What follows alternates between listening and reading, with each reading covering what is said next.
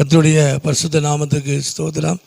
இன்றைய தினத்துக்கான தேவனுடைய வார்த்தையானது யோவான் 3ஆம் அதிகாரத்திலே அந்த 15வது வசனத்தை நாம் வாசிக்கும் பொழுது, தன்னை விசுவாசிக்கிறவன் எவனோ அவன் கெட்டு போகாமல் நித்திய ஜீவனை அடையும்படிக்கு உயர்த்தப்பட வேண்டும் என்று சொல்லி வேதத்தில் வாசிக்கிறோம். 16 வாசிக்கும் பொழுது, தேவன் தம்முடைய ஒரே பேரான குமாரனை விசுவாசிக்கிறவன் எவனோ அவன் கெட்டு போகாமல் நித்திய ஜீவனை அடையும்படிக்கு அவரை தந்தருளி இவ்வளவாய் உலகத்திலே அன்பு கூர்ந்தார் என்று சொல்லி வேதத்தில் வாசிக்கிறோம். தன்னை விசுவாசிக்கிறவன் எவனோ அவன் வெட்கப்பட்டு போவதில்லை என்று வேதம் சொல்லுகிறது.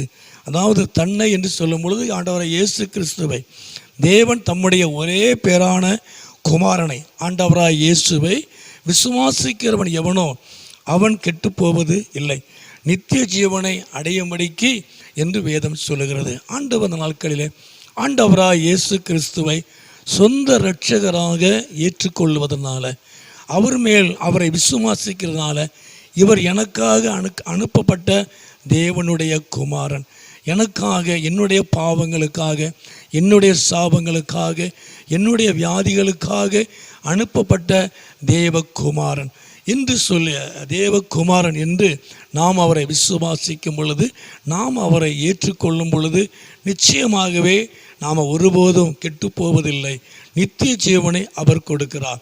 கர்த்தர் நாமத்துக்கு மகிமை உண்டாவதாக. ஆகவே அந்த நாட்களில் அவரை விசுவாசிக்கிறவன் எவனோ அவன் கெட்டு போவதில்லை, அவரை சொந்த இரட்சகராக ஏற்றுக்கொள்கிறவன் எவனோ அவன் யாராய் இருந்தாலும் அவன் கெட்டு போவதில்லை, நித்திய ஜீவனை தேவன் தாமே அவனுக்களை கொடுக்கிறார். கர்த்தர் நாமத்து மகிமையுண்டாவதாக. அது மாத்திரமல்ல, அவன் உயர்த்தப்பட வேண்டும் என்று சொல்லி வேதத்தில் வாசிக்கிறோம். ஆண்டவராய் இயேசுவை, ஆண்டவராய் இயேசு கிறிஸ்துவை நீங்கள் விசுவாசிக்கிறதுனால, அவரை சொந்த இரட்சகராக நீங்கள் ஏற்றுக்கொள்வதனால நீங்கள் ஒருபோதும் கெட்டு போவதில்லை, நித்திய ஜீவனை பெறுவது மாத்திரமல்ல, அவர் இந்த பூமியிலே, அவர் இந்த உலகத்தில் அவர் உங்களை உயர்த்துவார், அவர் நாமத்தை அவர் மகிமைப்படுத்துவார். ஜெபம் பண்ணுவோமா? கர்த்தர் தாமே உங்கள் வாழ்க்கையில் ஒரு பெரிதான காரியங்களை செய்வார், ஆசீர்வதிப்பார். ஜெபம் பண்ணுவோம்.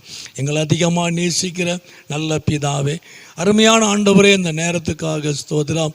இந்த சத்தத்தை கேட்டுக்கொண்டிருக்கிற ஒவ்வொரு பிள்ளைகளையும் குடும்பங்களையும் என் ஆண்டவர் ஆசீர்வதிப்பீராக.